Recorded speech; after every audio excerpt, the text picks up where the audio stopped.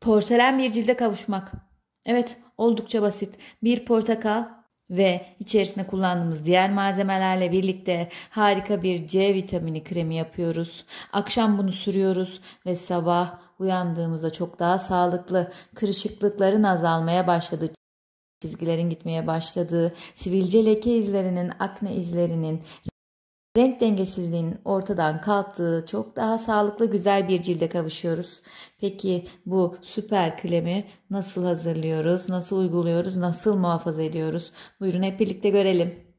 Bir tane portakala ihtiyacım var. Evet, portakal suyu çok faydalı ama kabuğundaki C vitamini çok daha fazla. O yüzden portakal kabuğunu kullanacağım. Hemen küçük tavamın içerisine portakal kabuğumu rendeliyorum.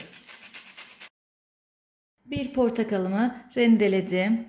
İçerisine bir tatlı kaşığı Hindistan cevizi yağı ekliyorum. Badem yağı ekleyeceğim. Böyle yarım tatlı kaşığı kadar da badem yağı ekledim. Eğer Hindistan cevizi yağınız veya badem yağınız yoksa ne yapabilirsiniz? Zeytinyağı kullanabilirsiniz arkadaşlar. Böyle saf güzel bir zeytinyağınız mevcut ise kullanabilirsiniz. Şimdi bu ocağa gidiyor. Gelelim rendesini aldığımız portakalın suyunu almaya. Yaklaşık 6 tatlı kaşığı kadar portakal suyu. Yani yarısını kullandım, yarısı hala duruyor. İkinci aşamamızda portakalın suyunu aldık ve bu sefer pirinç unu kullanacağız. Ne kadar?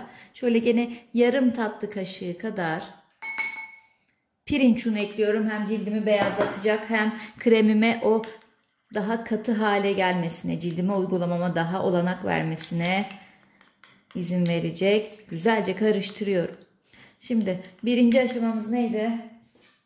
Portakal kabuğunu rendeledik. İçerisine dilediğimiz yağlardan ekledik. Bunu ocağa götürüyoruz. İkinci kısım portakalın suyunu alıp içerisine pirinç unu ekleyip iyice karıştırmaktı. Şimdi her ikisini ocağa götürüyorum. Tabii ki bunu benmari usulüyle ısıtacağım. Bunu direkt tavada ocağıma koyacağım.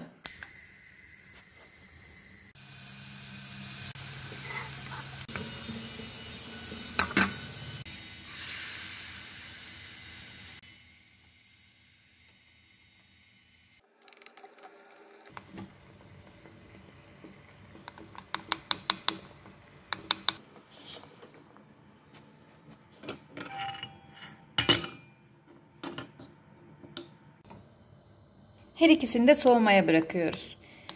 Pirinç unuyla hazırladığımız portakal suyu bakın bu şekilde katılaştı. Yaklaşık 3-4 dakika sonra benmari usulü bunu ne yaptık? Böyle pişirdik, biraz katılaştırdık. Bu 2 dakika içerisinde yağlarımız hemen kabuklarımızı pişirdi. Ve bunu da soğumaya bıraktık. Özünü, yağını bırakmasını bekliyoruz. Her ikisi soğuduktan sonra kremimizi birleştirme aşamasına geçeceğiz artık.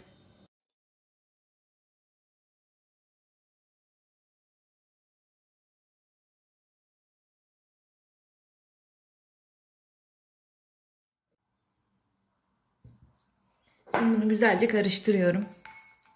Bu şekilde kullanıma hazır. Ama daha güzelleştirmek, daha etkili hale getirmek istiyorum diyorsanız ne yapabilirsiniz? Kesinlikle gliserin. Özellikle lekeleri, izleri yok etmeye, kırışıklıkları, çizgileri azaltmaya çok etkili. Gliserin şöyle bir tatlı kaşığına yakın gliserin ekliyorum. Daha da güzel yapalım. Peki. Aloe vera. Vitamin B, E içeriyor kullandığım aloe vera. Dilerseniz bitkisini de kullanabilirsiniz. Bir tatlı kaşığı dolusu aloe vera. Şimdi çok daha güzel oldu. Yani pahalı kremlere para vereceğinize, içerisinde ne olduğunu bilmiyoruz. Bu şekilde hazırladığınız doğal kremler gerçekten çok daha fazla faydalı. Bir kere kullanmaya başladığınızda zaten artık kendi kreminizi hazırlamaya başlayacaksınız. Çünkü insan kendi cilt tipini daha iyi biliyor ve hangi ürünlerin kullandıkça daha fayda ettiğini görüyor. Maliyeti düşük, hazırlaması kolay. Yani kendi yaptığın ürünü kullanmak tabii ki ekstra bir zevk. İşte yaklaşık 5 dakika kadar bir zaman içerisinde kremimizi yaptık. Oldukça da güzel oldu. Peki, gerekli malzemelerimizi gördük. Yapım aşamasını gördük. Şimdi bunu nasıl saklamalıyız?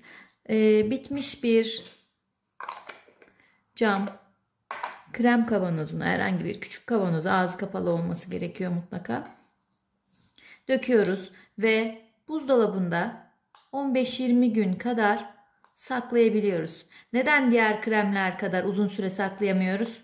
Çünkü biz yapay hiçbir şey kullanmadık.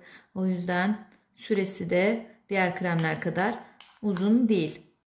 Tabii insan kendi yapınca böyle bir damlası bile araya gitsin istemiyor. Ne yapıyorum? Hemen burada kalanları ben kullanacağım. Ağzını kapattım.